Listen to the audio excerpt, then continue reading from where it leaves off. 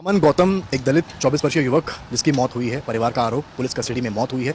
चंद्रशेखर आज़ाद रावण सांसद आज़ाद समाज पार्टी के अध्यक्ष यहाँ पहुंचे हैं, परिवार के साथ हैं। आप देख सकते हैं ये पूरा परिवार भी यहाँ एकत्रित है।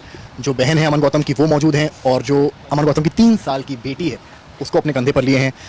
आज़ाद साहब, आप यहाँ पहुँचे हैं, क्या कुछ बातचीत हुई है, कैसे पूरे मामला? दुख सुनने के बाद मेरे पास शब्द नहीं है कि मैं क्या कहूँ। इस 3 साल की नन्ही बच्ची को मैं क्या जवाब दूँ, किसके पिता को क्यों मारा गया, और फिर इसकी पत्नी को, अमन की जो छोटी बहन है हमारी, उसको क्या जवाब दूँ, इसकी बहन सुधा को मैं क्या जवाब, इनके आंसुओं का मैं किससे जवाब मांगूँ।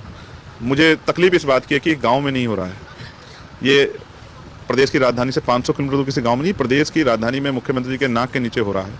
और कल से अब तक इनका दर्द जो है क्यों नहीं दिखाई दिया? क्या वो जो नारा लगाते हैं बटेंगे तो कटेंगे, तो ये बटेंगे कटेंगे में ये सिर्फ चुनाव में आते हैं। चुनाव के बाद भी इनकी कुछ हैसियत है उनकी नज़रों में। इनको FIR कराने के लिए सड़क पर आंदोलन करना पड़ा रात को 12 बजे तक। उसके बाद इनको लाठियों से फटकारा गया, वीडियोज हैं जिस तरह मारा गया। अधिकारी, पुरुष अधिकारी महिलाओं के सीने पे पैर रख के कहते हैं कि जाओ, जिससे तुम पे जो करता हो उखाड़ लो, जो तुम जिसको बुलाना बुला लो। उनकी 13 साल की बच्ची के साथ पुरुष पुलिसकर्मियों ने जिस तरह का व्यवहार किया, मैं बड़े दुख के साथ कह रहा हूँ कि दलितों की जान की कोई कीमत उत्तर प्रदेश में नहीं है। उत्तर प्रदेश में दाल महंगी है, दलित की जीवन सस्ता है। अभी 4 लोगों के साथ परिवार में, वो भी 3-3 साल के बच्चे थे अगर आपको याद हो, जिनकी हत्या की गई थी। और अब ये सब कुछ मुख्यमंत्री जी के कार्यकाल में हो रहा है। मैं इस परिवार के लिए न्याय की मांग करता हूं कि इस मामले में न्यायिक जांच हो। जिन अधिकारियों ने अच्छा व्यवहार नहीं किया, वो इस परिवार को न्याय क्या दिलाएंगे? इस घटना की न्यायिक जांच होनी चाहिए। और जिस तरह विवेक तिवारी जी के मामले में पुलिस के द्वारा इसी तरह की घटना में उनको 50 लाख रुपए का मुआवजा उनके परिवार को, कि वो परिवार पैरों पर खड़ा रहे और एक सरकारी नौकरी दी गई, इस परिवार को भी 50 लाख रुपए का मुआवजा, एक सरकारी नौकरी दी जाए, जिससे ये परिवार अपने आप को बेसहारा असहाय महसूस ना करे। और अगर ऐसा नहीं होता तो मुझे और आपको और हम सब लोगों को मान लेना चाहिए कि बटेंगे कटेंगे नारे में हम वोटर के अलावा कुछ नहीं है, और हमारी जान जो है वो दाल से सस्ती है, और दाल उत्तर प्रदेश में महंगी है। आपने कहा कि दलितों की सुनवाई नहीं है, लेकिन आप अगर बीजेपी की बात करें, सपा की बात करें या बसपा की बात करें, सभी दलित वोट बैंक को लेकर बात करते हैं, चुनावी रैलियों में कहते हैं। आए आप हैं यहाँ पे? मैं तो ड्यूटी कर रहा हूँ। मैं जब तक जीऊँगा इनके लिए काम करता रहूँगा, और मेरा जीवन इनको समर्पित। मैंने 1 साल पहले गोली खाई थी, मैंने अपनी जान को भी जो है वो दांव पे लगा दिया, इस वजह से कि इनके साथ होने वाली हिंसा रुके और इनके साथ ये जुल्म बंद हो। लेकिन मैं असफल हूँ क्योंकि हम उतने ताकतवर अभी नहीं बन पाए। मैं अपने लोगों से ताकत के लिए लगातार मांग कर रहा हूँ कि वो मुझे मौका दें, तो इस जुल्म को करने वाले आंखें, वो हाथ जो हैं, अगर वो निस्ता नाबूद ना हो जाए तो मुझे कहना। मायावती ने भी एक्स पर पोस्ट किया कल इस मामले में। मैं उनका धन्यवाद करता हूँ कि उनको थोड़ी चिंता अभी बाकी है उनकी। लेकिन सच ये है कि लखनऊ में रहने वाले नेताओं को मेरा इंतजार नहीं करना चाहिए था।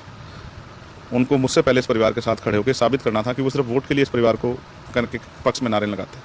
पीडीए को लेकर भी सवाल, पीडीए का नारा हो, चाहे बटेंगे कटे का नारा हो, चाहे हिंदुत्व का नारा हो, ये तो परिवार जो है, इनके आंसू का जवाब शायद उन नेताओं के पास ना हो। इनका दोष क्या है आपको पता है? जब अमन के साथ ये हुआ, उससे पहले वो धार्मिक तौर पे माता के जागरण के लिए जो है वो चंदा इकट्ठा कर रहा था। मेरे पास शब्द नहीं है, क्योंकि इस घटना के बाद इनके साथ मारपीट भी की गई, इनको डराया भी गया 6 बजे इनके घर पे, और इनकी डेड बॉडी भी नहीं दे रहे थे। उन तो कहते यहीं से सीधे लेके जाके शमशान घाट में जलाओ, जबकि ये जो है नहीं चाहते, ये अपने घर लाना चाहते हैं उसको, उसके बाद क्रिमिनेशन करना चाहते हैं। मैं कुछ नहीं कह सकता, मुझे बड़े दुख के साथ कहना पड़ रहा है कि बिना संघर्ष के इस परिवार को न्याय नहीं मिलेगा। उसने कहा पोस्टमार्टम रिपोर्ट में चोट नहीं है, दिल के दौरे से मौत हुई है। मैं फिर आपसे कहूँगा कि दिल के दौरे के पड़ने की नौबत आई कैसे? वो कौन सी स्थिति थी कि दिल का दौरा पड़ गया है? अब से पहले तो उसे कभी दिल का दौरा नहीं पड़ा। वो परिस्थिति क्या थी जब उन्होंने उसको मारा, उसको डराया? क्या पता कहाँ मारा होगा जिससे वो, उसका हार्ट बीट इतनी बढ़ी कि उसको अटैक आ गया। अगर दिल के दौरे से वो ही है। आप यहाँ पहुँचे हैं, आपकी परिवार से मिले हैं, लगभग 1 घंटा आपकी मुलाकात चली है, क्या मांग आप रखें सरकार के साथ? देखो, परिवार की एक मांग है, परिवार ने मुझसे और कोई मांग नहीं की। परिवार का कहना है कि उनको न्याय मिलना चाहिए, और मेरी ये मांग है कि न्याय भी उनको जो है वो न्याय संगत ही होना चाहिए, उनके साथ कोई लिपापोती ना हो। तो उन जिन पे FIR हुई है उन पे कार्रवाई हो। जिन लोगों ने बदतमीजी की है, रात मारपीट की है, लाठो वीडियो में है, उन अधिकारियों को सस्पेंड किया जाए, और इस परिवार को विवेक तिवारी जी की तरह, क्योंकि ये भी समाज का हिस्सा है, उनको 50 लाख रुपए मुआवजा, एक सरकारी नौकरी दी जाए, और इनके आंसू पूछे जाएं। मुझे नहीं पता मुख्यमंत्री इस परिवार को मिला के इनका दुख सुनेंगे नहीं सुनेंगे, लेकिन जब तक मैं हूं तो मैं अपनी ड्यूटी को अदा करता रहूँगा, और मैं इस परिवार के साथ